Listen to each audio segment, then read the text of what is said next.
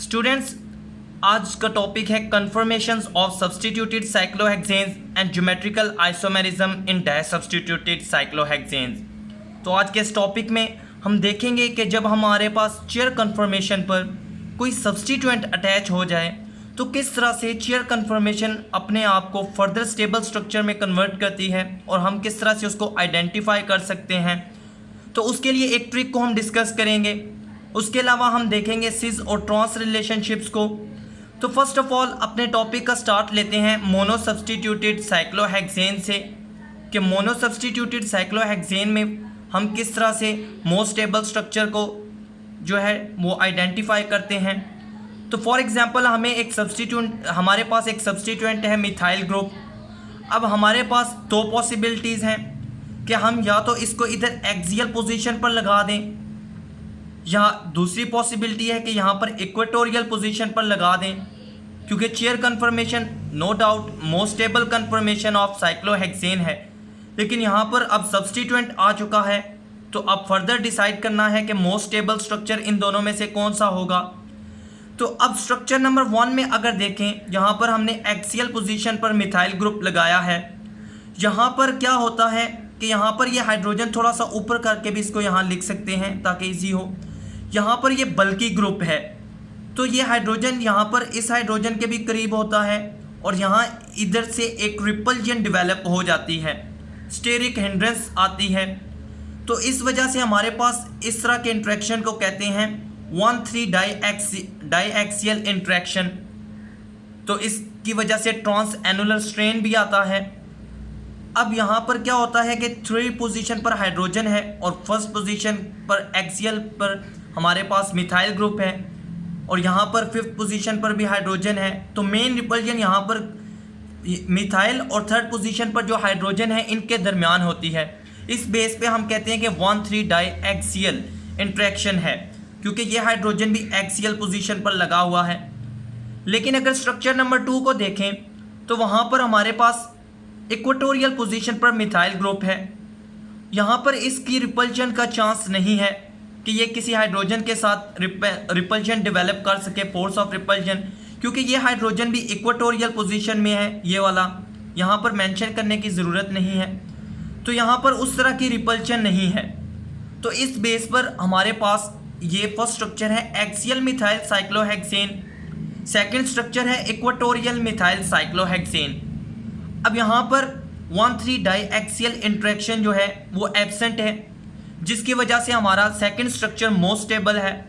अब हम इसको with respect to Newman projection भी देख सकते हैं, जिसको हमने डिटेल से डिस्कस किया, डिस्क्रिप्शन में उसका लिंक भी गिवन है। तो अब देखते हैं कि किस तरह से न्यूमैन प्रोजेक्शन इसको एक्सप्लेन करती है। तो अब अगर न्यूमैन प्रोजेक्शंस को देखें तो ये हमारे पास जब CH3 ग्रुप एक्सियल पोजीशन पर था तो उस केस में हमारे पास ये डायग्राम बनती है।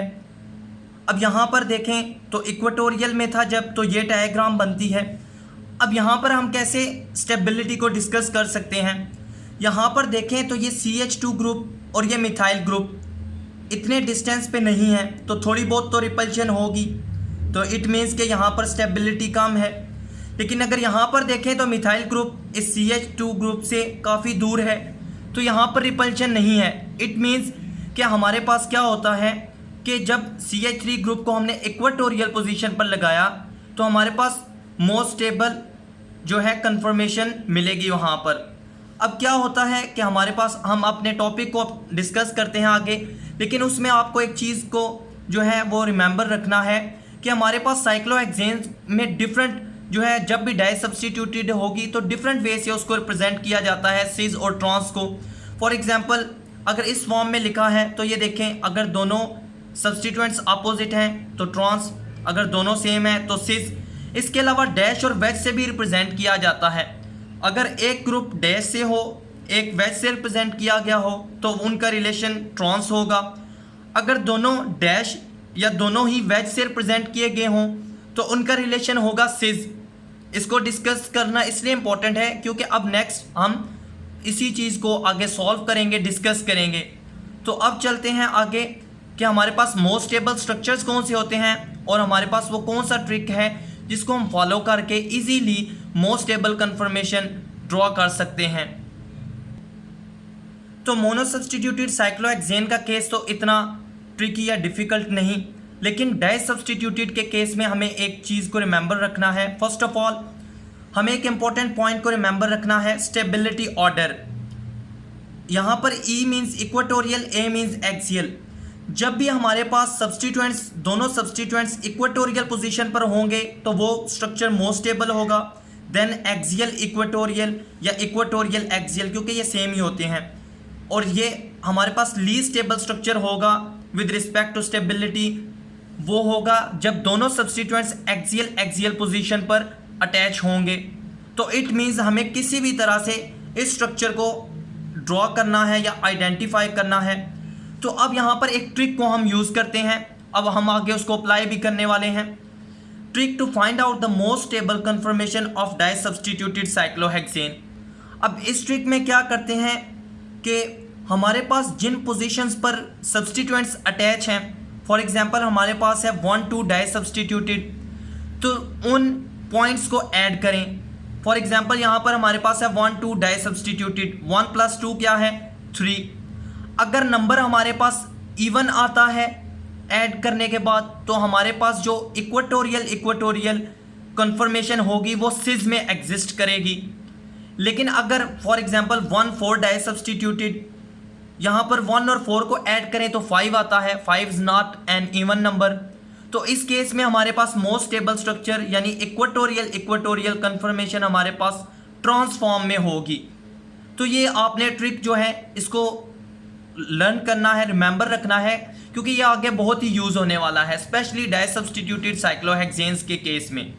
जब भी पोजीशंस को ऐड करें, अगर इवन नंबर आएगा तो स्टेबल स्ट्रक्चर सिज कन्फर्मेशन में होगा, अगर नंबर इवन नहीं आता तो मोस्ट स्टेबल कन्फर्मेशन ट्रांस में होगी। अब देखते हैं कि किस तरह से ये ट्रिक काम करती है।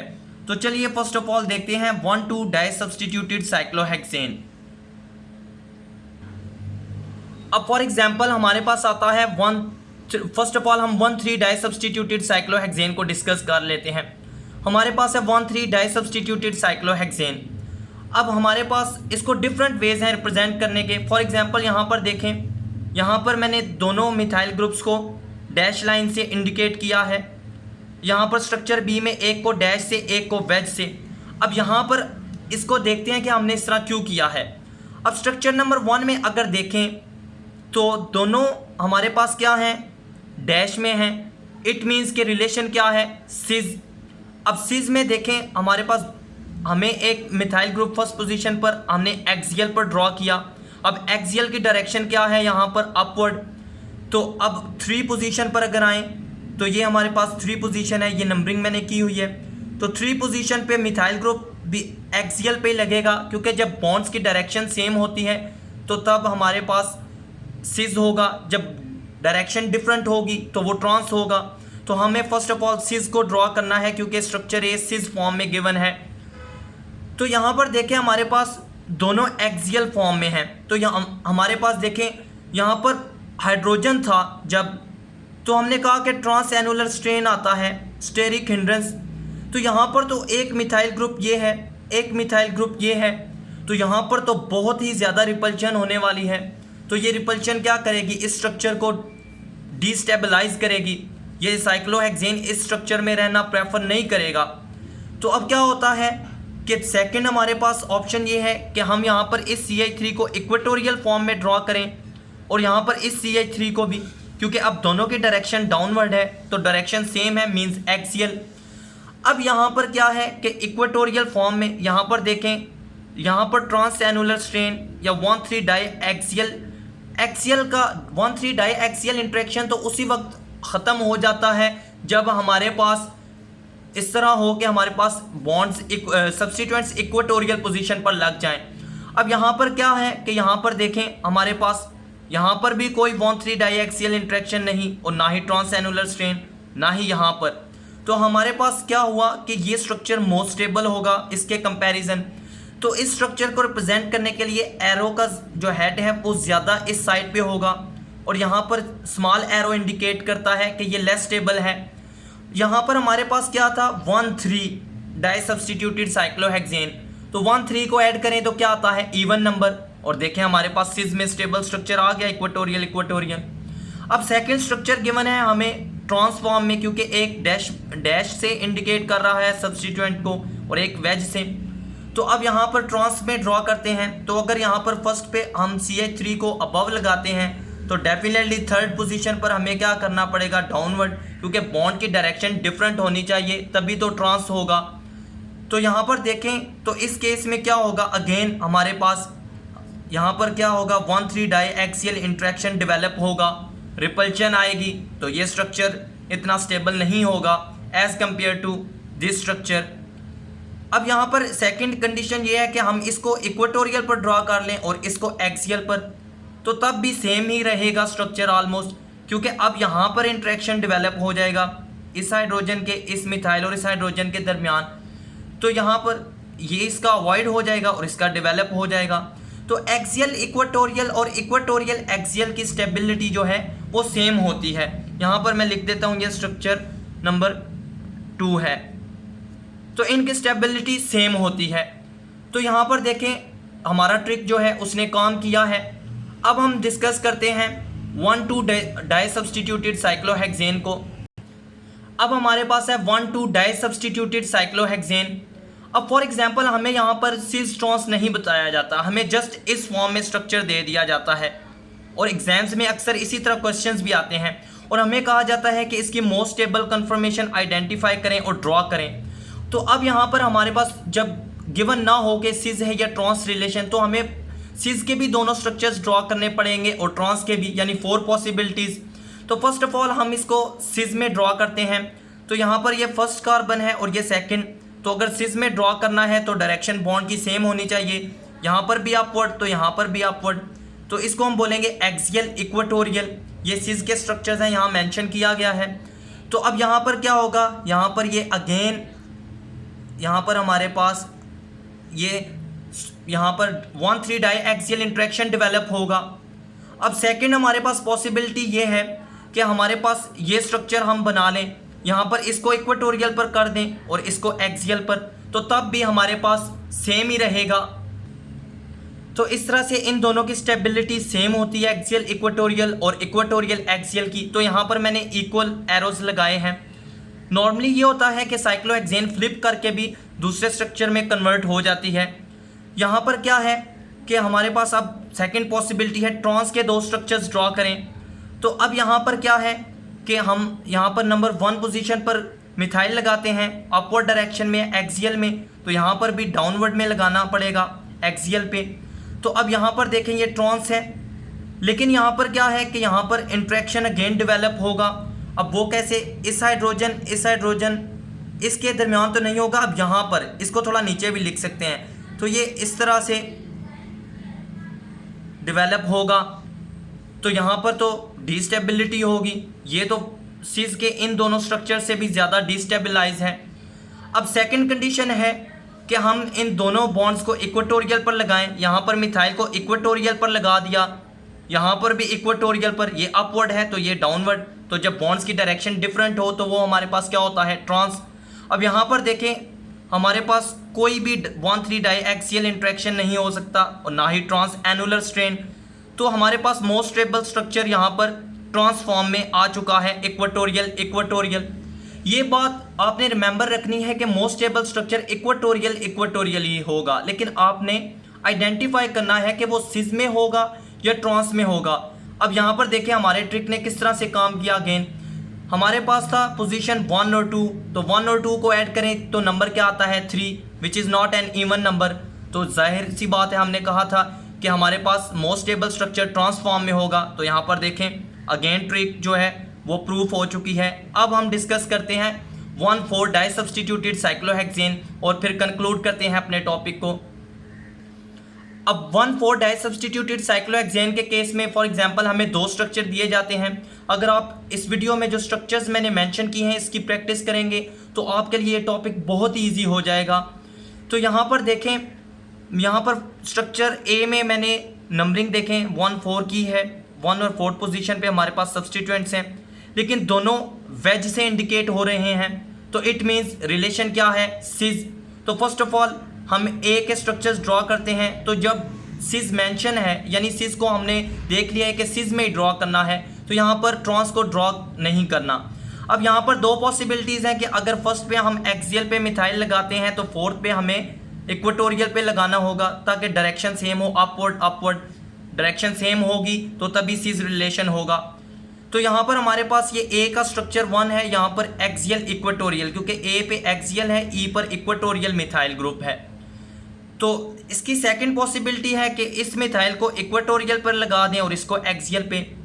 तो जैसा कि हम पहले डिस्कस कर चुके हैं कि एक्सियल इक्वेटोरियल और इक्वेटोरियल एक्सियल की स्टेबिलिटी सेम होती है, तो यहाँ पर इन दोनों की स्टेबिलिटी सेम होगी।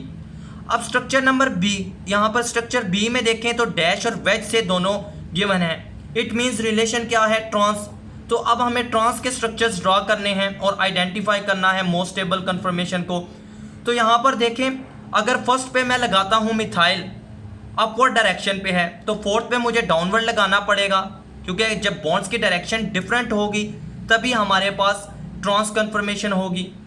तो यहाँ पर क्या होगा कि इस मिथाइल, इस हाइड्रोजन और इस हाइड्रोजन के दरमियान अगेन 1,3 डाइएक्सियल इंट्रैक्शन आएगा, स्पेशली इन दोनों के दरमियान। स्ट्रक्चर में इसको थोड़ा सा ऊपर करके लिखा जाता है ताकि समझने में आसानी हो।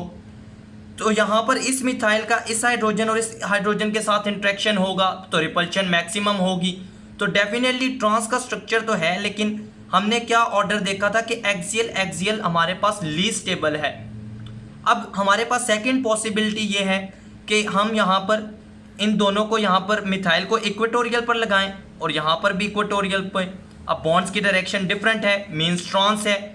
तो लेकिन यहाँ पर देखें तो हमारे पास किसी किस्म का 1,3 डायएक्सियल इंट्रैक्शन नहीं, तो डेफिनेटली स्ट्रेन भी नहीं होगा। तो ये मोस्ट स्टेबल स्ट्रक्चर हमारा ट्रांसफॉर्म में आ चुका है।